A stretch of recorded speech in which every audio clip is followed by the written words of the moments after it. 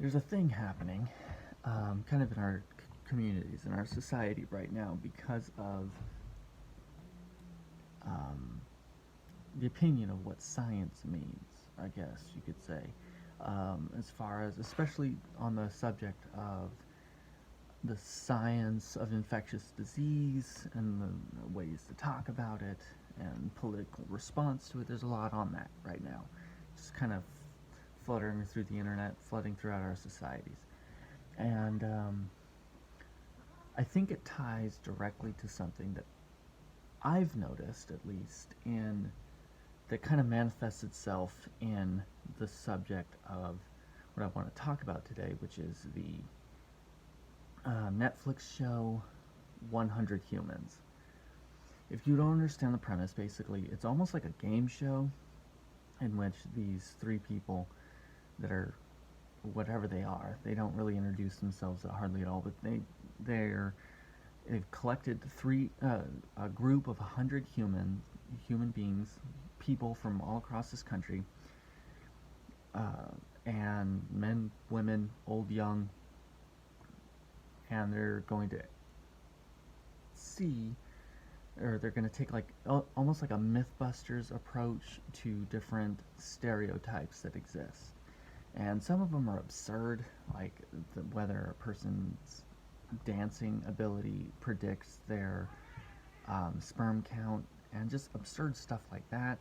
But some that are more a little common, like do people really love a person in a uniform more, or are attracted to a uniform more, like stuff like that. But almost exclusively involves and revolves around sexuality and so forth. So the thing is, if you weren't aware, in order to have a scientific study, you need at minimum 1,000 respondents or participants. Ideally, you want like 10,000 to like 25,000. Like that's a good, like that basically any possible variable will have multiple occurrences so that you can kind of stabilize for it, control for it, and so forth. That's a quality study. 100, like, it's not even enough. Like, even though there are various subgroups of individuals present, old, young, various races, male, female, it's not enough to control for the different confluences of those variables within an individual respondent. So even though it's billed as, they even wear the white coats like they're supposed to be scientists studying these things in a controlled manner, it's just stage play. And I think that the fact that they're able to do that, they're able to sell themselves scientifically, and that they're able, or under the guise of being scientific, to our populace shows a grotesque misunderstanding of what science is and how science works in society. And as a result, no wonder people don't understand what is meant when um, a medical expert or something comes onto a national news network and begins to offer their opinion, saying that they're a scientist, that they're a whatever, because quite honestly, we don't even know what that means. We just assume that the person has a suffix at the end of their name on a screen or on a ticker, that we just accept their opinion as fact. If they're wearing a military blues, we just assume that they're some kind of military expert. If we see that they got a collar on, then we assume that they're somehow theologically authoritative. We just assume these things.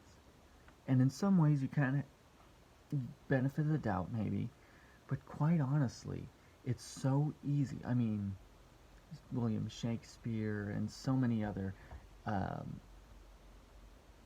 film, stage, narrative creators have presented that, like, to have shown us how foolish we are in following these stereotypes, and yet we continue to fall into them over and over and over. And why is that? Why is that? And you could insert the like, well, it's because we're all sheep, or that there's some people that are sheep, and that they just want to be told what to do.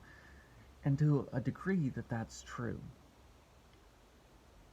In essence, like especially in circumstances that are so beyond our control, we do want somebody to just say, hey, listen, do this and you'll live. Do this and you'll be fine. Don't abstain from these actions and you'll be fine. What it is that we're looking for some kind of, or we're grasping at some kind of a natural law, or some kind of a spiritual or supernatural or authoritative law, regardless of where it comes from.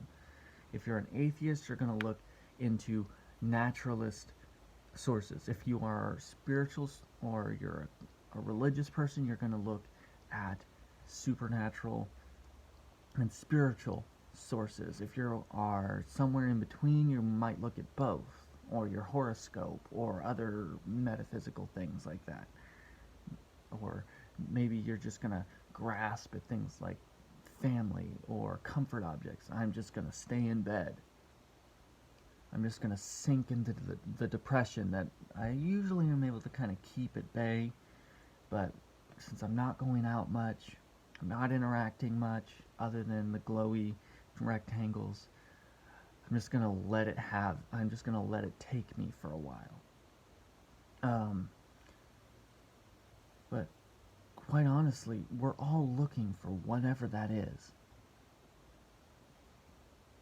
to give us hope, to give us, like, really, I mean, as much as people dump on the ancient cultures for, I mean, whether that's the Norse, the Mesoamericans, the Greek, the Romans, the Chinese, the whoever, the Shinto, the whatever, for creating myths about what is this earthquake, what is this various things, in order to explain them, to make rational thought out of them, or make reasonable explanations for them.